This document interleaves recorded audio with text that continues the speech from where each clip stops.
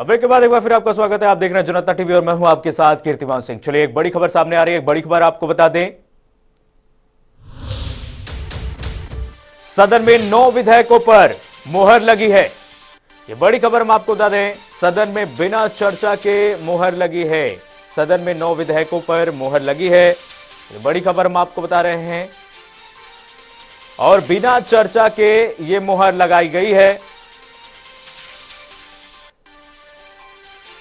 तो बड़ी खबर हम आपको बता रहे हैं, उत्तराखंड सदन में 9 विधेयकों पर मुहर लगी है और बिना चर्चा के ही यह मुहर लगाई गई है।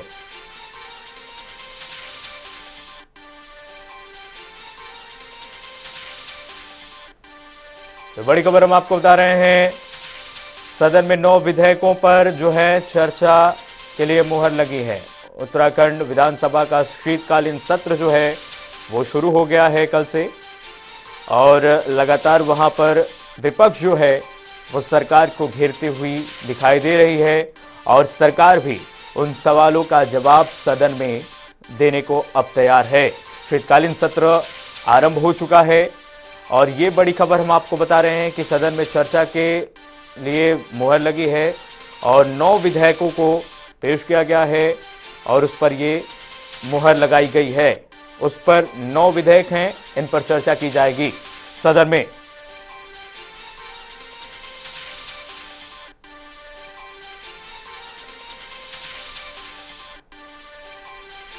और फोन लाइन पर हमारे साथ हमारे सहयोगी अजीत कांबोज जुड़ चुके हैं तमाम जानकारी के साथ। अजीत, सदन में 9 विधेयकों पर मुहर लगी है, कौन कौन से ये विधेयक हैं, क्या जानकारी है आपके पास?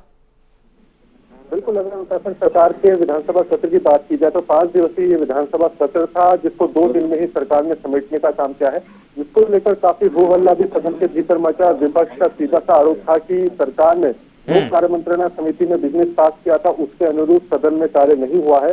सरकार की कार्य मंत्रणा समिति में अलग इश्यूज थे और सदन के भीतर अलग चीजें लाई गई।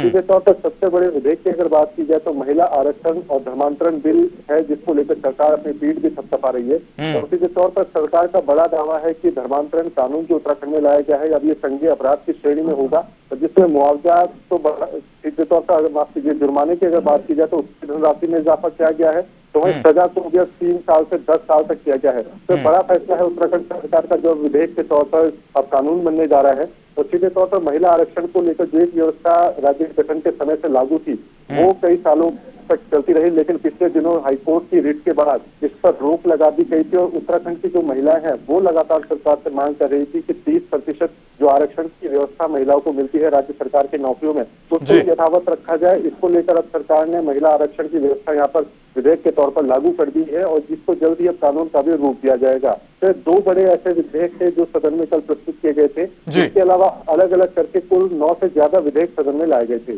जी अजीत, बताया जा रहा है कि ये सदन में जो विधेयक हुए हैं बिना चर्चा किए हुए इस पे मुहर लगी है, क्या जानकारी है आपके पास इस पर? बिल्कुल, आपने ठीक कहा। अगर उत्तराखंड के विधानसभा सदन की बात की जाए तो विपक्ष का सीधा सा आरोप यही था कि उनको चर्चा का मौका नहीं दिया गया और आपदा की बात हो या फिर अन्य सवालों की बात हो तो इन विषयों को लेकर चर्चा हो रही थी। लेकिन जब देर शाम तक चर्चा चलती रही, 7 बजे के करीब जब विधेयक आते गए और सरकार अपना जवाब देती रही तो सीधे तौर पर विपक्षी विधायकों की अगर बात की जाए तो वो सरकार के जवाबों से असंतुष्ट थे। उनका साफ तौर पर ये कहना था कि सरकार ने विधेयक लाया, उन पर कोई चर्चा नहीं की गई, हम अपना सवाल तलाशते रहे, लेकिन सरकार ने जल्दबाजी में और शोर शराबे के बीच ही बिना चर्चा के इन तमाम विधेयकों को पास कराया है। ठीक है अजीत, बहुत बहुत धन्यवाद तमाम जानकारी साझा करने के लिए। तो ये बड़ी खबर हम आपको बता दें कि सदन में 9 विधेयक पर ये चर्चा में मुहर लगी है। चर्चा करने के लिए उत्तराखंड माल एवं सेवा कर विधेयक, लगातार हम आपको ग्राफिक्स के माध्यम से भी दिखा रहे हैं कि किन किन विधेयकों पर सदन में चर्चा की जाएगी। उत्तराखंड पंचायती राज विधेयक पर ये तमाम जो विधेयक है 9 विधेयक हैं, आपको बता दें कि इस पर चर्चा की जानी है उत्तराखंड विधानसभा के शीतकालीन सत्र में। आगे बढ़ते हैं। विश्व एड्स दिवस के मौके पर राजधानी देहरादून के गांधी पार्क से जन जागरूकता रैली निकाली गई। रैली को स्वास्थ्य मंत्री धन सिंह रावत ने हरी झंडी दिखाकर रवाना किया है। स्वास्थ्य मंत्री धन सिंह रावत का कहना है कि एड्स को लेकर जनता के बीच जागरूकता आना बेहद ही जरूरी है। प्रदेश में 5000 से ज्यादा एड्स मरीजों की संख्या है, जिनके उपचार की पूरी व्यवस्था स्वास्थ्य विभाग ने की है। जन जागरूकता के बहाने हम जनता से अपील कर रहे हैं कि आगे अगर आपके आसपास कोई एड्स मरीज है तो उसकी जानकारी दें, जिससे समय से इसका इलाज शुरू हो सके। सुनिए जरा।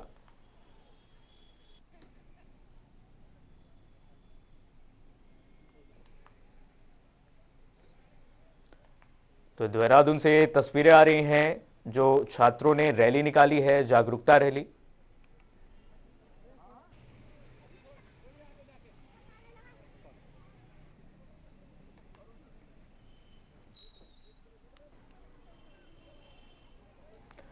और विश्व एड्स दिवस पर स्वास्थ्य मंत्री ने इस जागरूकता रैली को हरी झंडी दिखाई है उन्होंने। और ये तस्वीरें देखिए किस तरीके से जागरूकता एड्स के जो खिलाफ है फैलाई जा रही है। आगे बढ़ते हैं, बड़ी खबर सामने आ रही है। गुजरात के रण में सीएम योगी आदित्यनाथ उतर चुके हैं। ये बड़ी खबर आपको बता दें, गुजरात के रण में सीएम योगी आदित्यनाथ गुजरात दौरे पर सीएम योगी आदित्यनाथ हैं। आपको बता दें कि लगातार जनसभाएं वहां पर संबोधित कर रहे हैं। कई विधानसभाओं में चुनावी जनसभा को संबोधित करेंगे उत्तर प्रदेश के मुख्यमंत्री योगी आदित्यनाथ। गुजरात दौरे पर सीएम योगी आदित्यनाथ हैं।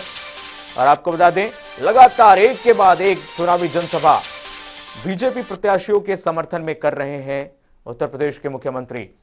और आपको बताते हैं, बनासकांठा की धनेरा में विधानसभा को संबोधित करेंगे और अहमदाबाद विधानसभा में भी वो संबोधित करेंगे। अहमदाबाद में भी जनसभा करेंगे और बड़ोदरा में भी योगी आदित्यनाथ जनसभा संबोधित करेंगे। बनासकांठा की धनेरा विधानसभा में जनसभा होगी, उसमें सीएम योगी आदित्यनाथ पहुंचेंगे। अहमदाबाद में भी जनसभा को संबोधित करेंगे। तो लगातार जिस तरीके से बीजेपी ने अपनी पूरी ताकत झोंक दी है गुजरात के रण में, और बीजेपी की सबसे बड़ी जो ताकत है इन्हीं फायर ब्रांड नेताओं से है। और योगी आदित्यनाथ पहुंचे हुए हैं वहां पर जनसभा को संबोधित करने के लिए। बीजेपी प्रत्याशियों के जो पक्ष में वो जनसभा संबोधित कर रहे हैं। आपको बता दें, स्टार प्रचारकों की सूची में योगी आदित्यनाथ का नाम है और प्रचार करने के लिए वहां पर पहुंचे हुए हैं। और चलिए एक और बड़ी खबर आपको बता दें, एक और बड़ी खबर आपको बता दें, मैनपुरी दौरे पर भूपेंद्र सिंह चौधरी। यह बड़ी खबर सामने आ रही है। लोकसभा उपचुनाव को लेकर बैठक करेंगे। चुनाव संचालन समिति की भी जो बैठक है उसको भी वो संबोधित करेंगे। कई कार्यक्रम में शिरकत भी करेंगे। तो मैनपुरी दौरे पर है भूपेंद्र चौधरी। ये बड़ी खबर आपको बता दें, भारतीय जनता पार्टी उत्तर प्रदेश के अध्यक्ष भूपेंद्र चौधरी कई कार्यक्रम में शिरकत करेंगे।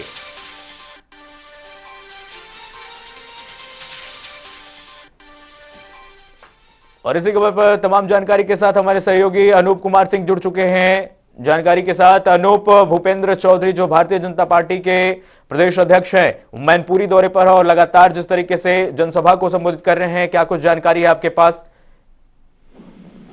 और देखिए, उत्तर प्रदेश में मैनपुरी लोकसभा उपचुनाव जो चल रहा है वो उत्तर प्रदेश के साथ साथ बाहरी प्रदेशों की भी निगाहें टिकी हैं। भारतीय जनता पार्टी कोशिश कर रही है कि मैनपुरी की जो सीट है, जो उपचुनाव हो रहा है उसमें भारतीय जनता पार्टी की सफलता मिले। और हमेशा की तरह, चाहे रामपुर की बात करें या फिर आजमगढ़ की बात करें या फिर अभी लगातार उपचुनाव हो रहे हैं उसमें भारतीय जनता पार्टी की जीत हो रही है। समाजवादी पार्टी और भारतीय जनता पार्टी की कांटे की टक्कर है इसमें। और पार्टियां जो है वो एक दूसरे को भले ही सपोर्ट कर रही हो अंदर खाने से, लेकिन बाहरी रूप से दो पार्टियां आमने सामने है, उन्हीं प्रत्याशियों को टक्कर है वहां पर। अब समाजवादी पार्टी की पुश्तैनी सीट है समझ लीजिए, या उनकी इज्जत दांव पर लगी है। तो पूरी कोशिश अखिलेश यादव कर रहे हैं कि उनकी जो मुलायम सिंह यादव की जो सीट है उसको बचा पाए और पूरी ताकत के साथ अपने परिवार के, उनके जो चाचा शिवपाल यादव वो अभी तक हालांकि दूरी बनाए हुए थे, लेकिन इस सीट पर एक हो चुके हैं और लगातार चुनाव प्रचार कर रहे हैं और अपनी सीट को बचाने की कोशिश कर रहे हैं। आज यूपी बीजेपी के प्रदेश अध्यक्ष भूपेंद्र चौधरी फिर जाने वाले हैं, क्योंकि इसके पहले कई बार वहां पर जनसभाएं कर चुके हैं। और आज सबसे जो महत्वपूर्ण उनका जो कार्यक्रम है वो चुनाव समिति की जो बैठक है, चुनाव जो संचालन कर रहे हैं उनकी बैठक के साथ बैठक करेंगे। ठीक है अनूप, ठीक है अनूप, बहुत बहुत धन्यवाद तमाम जानकारी साझा करने के लिए। तो पहुंचे हुए भूपेंद्र चौधरी आपको बता दें लगातार जनसभाएं संबोधित कर रहे हैं मैनपुरी में बीजेपी प्रत्याशी के पक्ष में। आपको बता दें एक और बड़ी खबर सामने आ रही है, इटावा दौरे पर डिप्टी सीएम केशव प्रसाद मौर्य। ये बड़ी खबर हम आपको बता दें, ताखा तहसील के ऊसराहार पहुंचेंगे डिप्टी सीएम, जनसभा को भी संबोधित करेंगे। ये बड़ी खबर हम आपको बता दें, रामलीला मैदान में केशव प्रसाद मौर्य पहुंचेंगे। इटावा दौरे पर है डिप्टी सीएम केशव मौर्य और वहां पर जनसभा को संबोधित करेंगे। ताखा तहसील के ऊसराहार पहुंचे केशव मौर्य, जनसभा को संबोधित करेंगे। वहां पर रामलीला मैदान में केशव मौर्य की रैली है और इटावा दौरे पर हैं डिप्टी सीएम केशव प्रसाद मौर्य। तो ये बड़ी खबर हम आपको बता रहे हैं, जनसभा को संबोधित करेंगे। और लगातार जिस तरीके से उपचुनाव हो रहे हैं उसको देखते हुए बीजेपी ने अपनी पूरी ताकत झोंक दी है, क्योंकि ये जो जहां पर उपचुनाव हो रहे हैं वहां पर सपा का ये गढ़ है, वो विधानसभा, और उसके तहत जो रणनीति है बीजेपी की उसको लेकर बीजेपी अब बूथ लेवल पर उतर चुकी है।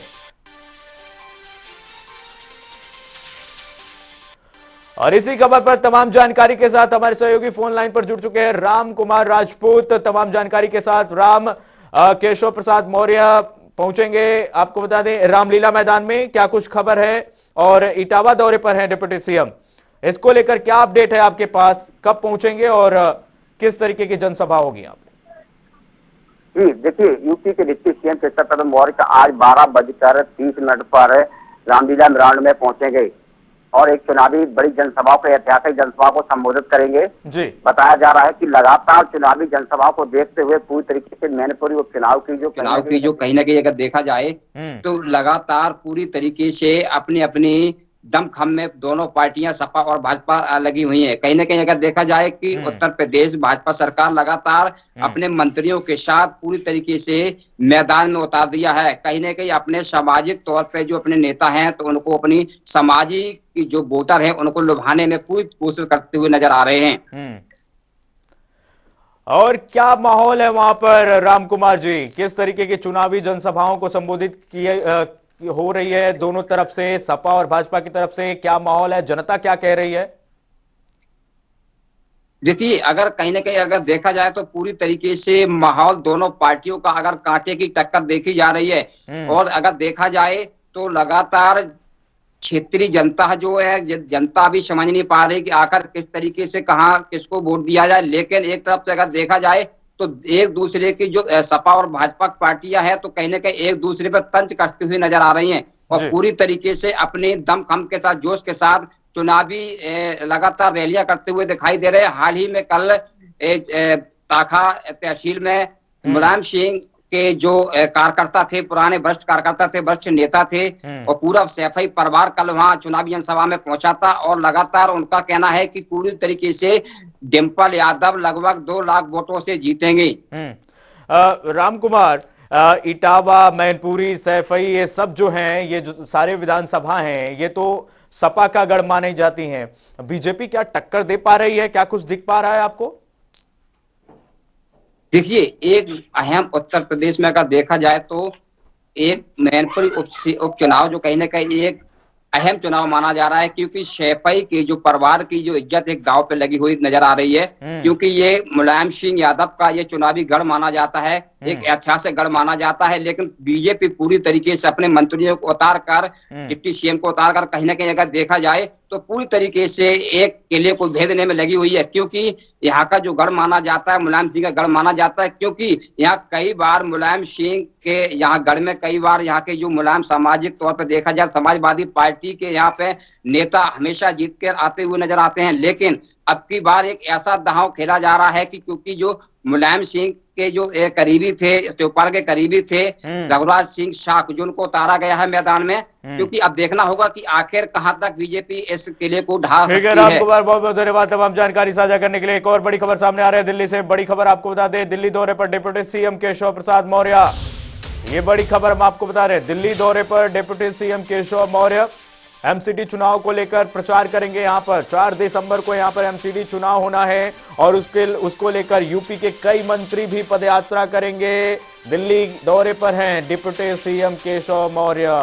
आपको बता दें, और जिस तरीके से ये एमसीडी का इलेक्शन है, एमसीडी का चुनाव है, सभी पार्टियां जो हैं इसमें प्रचार प्रसार में जुट चुकी हैं। 4 दिसंबर को मतदान होना है और इसको लेकर दिल्ली दौरे पर हैं डिप्टी सीएम केशव मौर्य। तो यूपी सरकार के कई मंत्री इसमें शामिल होंगे प्रचार प्रसार में, और इसको लेकर दिल्ली दौरे पर डिप्टी सीएम केशव मौर्य भी उतर चुके हैं।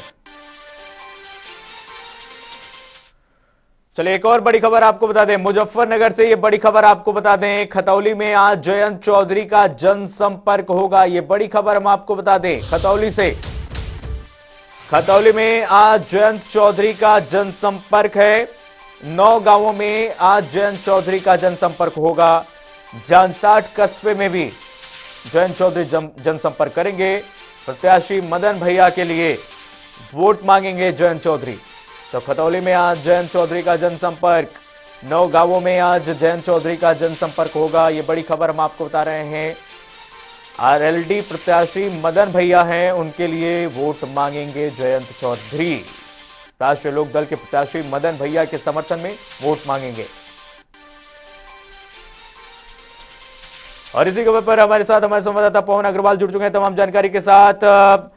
पवन, आरएलडी प्रत्याशी मदन भैया के लिए वोट मांगने के लिए पहुंच रहे हैं जयंत चौधरी, क्या कुछ अपडेट है आपके पास? मैं आपको बता दूं, लगातार जयंत चौधरी मुजफ्फरनगर की खतौली विधानसभा और लगातार 11 गाँव, 12 गाँव, 10 गाँव, 9 गाँव जी एक दिन 9 गाँव कवर करते हैं और हर गाँव में जाकर कई जगह वो एक पंचायत करते हैं। पंचायत में मदन भैया के लिए वोट मांगते हैं जी। इस बार आप बोलो तो जयंत चौधरी मुजफ्फरनगर में ये लगातार उनका जनसंपर्क सांसद क्षेत्र के कई गाँव में है जी। और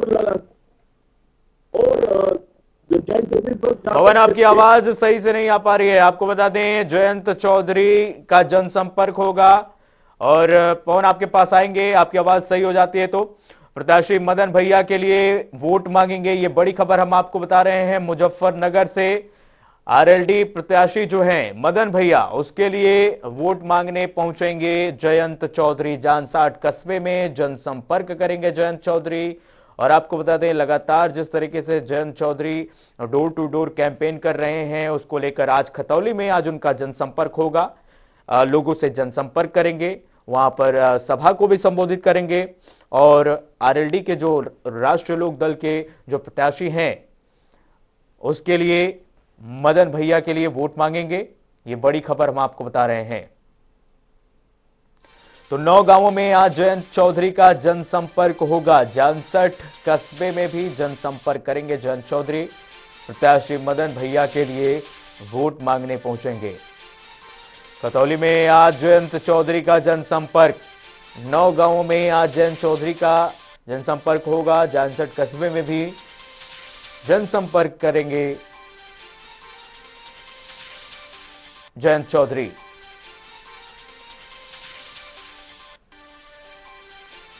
पवन हमारे साथ लगातार जुड़े हुए हैं। पवन, आपको आवाज मिल पा रही है? जी आ रही है। आप अपनी बात पूरी करिए। जी कीर्तिमान मैं बता दूं तो लगातार जयंत चौधरी 3 दिनों से मुजफ्फरनगर में हैं जी। कल उन्होंने सोनटा, मंसूरपुर, जोरा आदि कई 9-10 गाँव में जनसंपर्क किया था। उससे पहले उन्होंने बुपाड़ा, मथेड़ी संग वगैरह कई गाँव में जनसंपर्क किया था। आज वो जानसठ क्षेत्र जो विक्रम सैनी का रिहायशी निवास स्थान है कवाल में, उस क्षेत्र के अंदर 9 गाँव में वो जनसंपर्क करेंगे। और आज सुबह से ही मुजफ्फर जी क्षेत्र में जाओ जनसंपर्क करेंगे। मैं जयंत चौधरी एक खास बात बता दूं, वो इस वक्त जमीन पर रहकर घर घर जाकर गांव-गांव जाकर वोट मांग रहे हैं मदन भैया के लिए। और वही गन्ना किसानों को लेकर जो गन्ना है, अभी तक सरकार ने गन्ने का रेट निर्धारित नहीं किया है, वो उनका सबसे बड़ा अहम मुद्दा है। कीर्तिमान केवल वो उसी चीज को टारगेट कर रहे हैं कि सरकार ने अभी तक किसानों को गन्ने का निर्धारित मूल्य क्यों अंकित नहीं किया।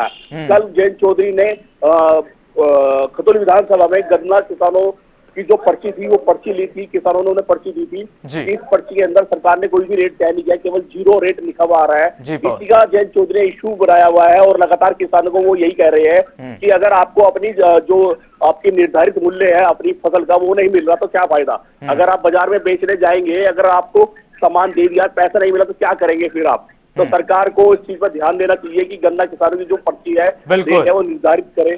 तो लेकिन कल उन्हें आस्था थी कि मुख्यमंत्री यूपी में खतौली में आए हैं, मुजफ्फरनगर में आए, तो कहीं ना कहीं किसानों के लिए कोई बड़ी घोषणा करेंगे। ठीक है पवन, बहुत बहुत धन्यवाद तमाम जानकारी साझा करने के लिए। आपको बता दें कि जयंत चौधरी पहुंचेंगे वहां पर और जनसंपर्क भी करेंगे। आगे बढ़ते हैं, एक और बड़ी खबर आपको बता दें, लखनऊ से एक बड़ी खबर सामने आ रही है। पूर्व सांसद जयप्रदा चुनाव प्रचार करेंगी। पूर्व सांसद जयाप्रदा चुनाव प्रचार में उतरेंगी, बीजेपी प्रत्याशी के लिए वोट मांगेंगी। ये बड़ी खबर हम आपको बता दें, दोपहर 12 बजे जयाप्रदा रामपुर पहुंचेंगी।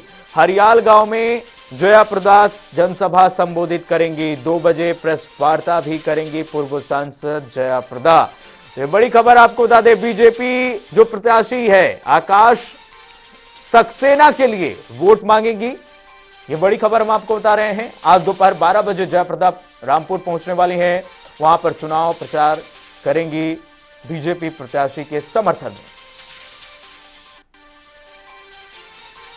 ये बड़ी खबर हम आपको बता रहे हैं, पूर्व सांसद जयप्रदा चुनाव प्रचार के लिए उतर गई हैं। आगे बढ़ते हैं, एक और बड़ी खबर सामने आ रही है काशी से। काशी विश्वनाथ धाम में गूंजेगी शहनाई की धुन। ये बड़ी खबर, सांस्कृतिक आयोजन के साथ शादी का आयोजन, शादी कराने के लिए मंदिर प्रशासन परमिशन देगा। ये बड़ी खबर हम आपको बता दें, शादी कराने की मंदिर प्रशासन योजना बना रहा है। एजेंसी के माध्यम से करनी होगी शादी की बुकिंग। ये बड़ी खबर, सांस्कृतिक आयोजन के साथ शादी का आयोजन होगा। और आपको बताते हैं विश्वनाथ धाम में से ये बड़ी खबर, शादी कराने के लिए मंदिर प्रशासन अब परमिशन देगा। एजेंसी के माध्यम से शादी की बुकिंग करानी होगी, उसके बाद सांस्कृतिक आयोजन के साथ शादी होगा। तो ये बड़ी खबर आपको बता दें, काशी विश्वनाथ से यह बड़ी खबर, शादी कराने की मंदिर प्रशासन योजना बना रहा है। एजेंसी के माध्यम से शादी की बुकिंग होगी। ये बड़ी खबर, सांस्कृतिक आयोजन के साथ शादी का आयोजन किया जाएगा। शादी कराने के लिए मंदिर प्रशासन परमिशन देगा। ये बड़ी खबर आपको बता रहे हैं, काशी विश्वनाथ से एजेंसी के माध्यम से शादी की बुकिंग होगी, सांस्कृतिक आयोजन के साथ शादी का आयोजन किया जाएगा। और चलिए एक और बड़ी खबर सामने आ गई लखनऊ से। एक और बड़ी खबर आपको बता दें, शूट पर काटने, आपको बता दें शर्ट पर काटने के दौरान जमकर हंगामा हुआ है। महिलाओं को भी बुरी तरह से पीटा गया है। हंगामे का वीडियो जो है वायरल हो गया। ये बड़ी खबर, मूक दर्शक बनी रही है पुलिस। कृष्णानगर थाने का ये मामला है। ये बड़ी खबर हम आपको बता रहे हैं, शर्ट पर काटने के दौरान जमकर हंगामा हुआ है। महिलाओं को भी बुरी तरह से पीटा गया है, महिलाओं को भी नहीं छोड़ा गया है। हंगामे का जो वीडियो है अब पूरी तरीके से वायरल हो गया है। मूक दर्शक बनी रही यहां पे पुलिस खड़ी रही, देखती रही। कृष्णानगर थाना क्षेत्र का यह मामला बताया जा रहा है। यह बड़ी खबर हम आपको बता दें, शर्ट पर काटने के दौरान जमकर हंगामा किया गया है। महिलाओं को भी बुरी तरह से पीटा गया है। हंगामे का वीडियो जो है वायरल हो गया है। उसके बाद तस्वीरें भी सामने आ गई। शर्ट पर काटने पर यह हंगामा हुआ है। जो पुलिस है वो मूक दर्शक बनकर वहां पर खड़ी रहती है और कुछ नहीं करती है। देखिए जरा, तस्वीरें लखनऊ से हैं, कृष्णानगर थाने क्षेत्र का यह मामला है। महिलाओं को भी बुरी तरीके से पीटा गया। देखिए किस तरीके से पीटा जा रहा है। वहां पर एक महिला है उसको, और पुलिस देखिए वहां पर खड़ी है और कुछ नहीं कर रही है। वर्दीधारी जो हैं वो मूक दर्शक बनकर ये पूरा तमाशा जो है वो देख रहे थे। देखिए कई पुलिसकर्मी वहां पर खड़े दिखाई दे रहे हैं, लेकिन किसी ने भी इसको छुड़ाने की बात नहीं की और किसी ने भी एक्शन नहीं लिया। तो महिलाओं को भी बुरी तरीके से पीटा गया है। शटर काटने के दौरान यह हंगामा हुआ है। माफ कीजिएगा, शटर काटने के दौरान यह हंगामा हुआ है। बड़ी खबर हम आपको बता रहे हैं, हंगामे का वीडियो जो है वो वायरल हो गया है।